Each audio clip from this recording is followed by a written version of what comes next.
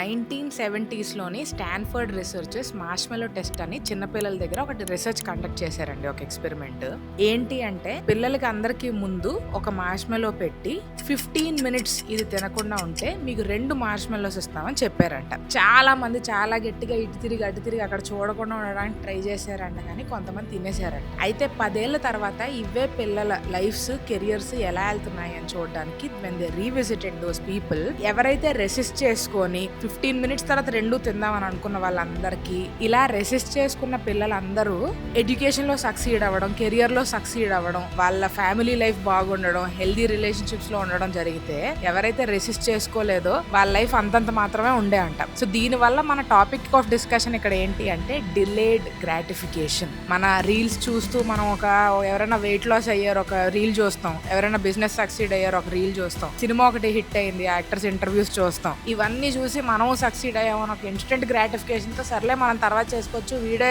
గెలిచాడంటే మనం గెలడం చాలా ఈజీ అని చెప్పి వదిలేస్తాం. కానీ డిలేడ్ గ్రాటిఫికేషన్, ఒక రోజు మనం పీకుతాము అని చెప్పి కన్సిస్టెంట్ గా సంవత్సరాలు డికేడ్స్ కష్టపడిన వాడికే నిజమైన సక్సెస్ దొరుకుతుంది.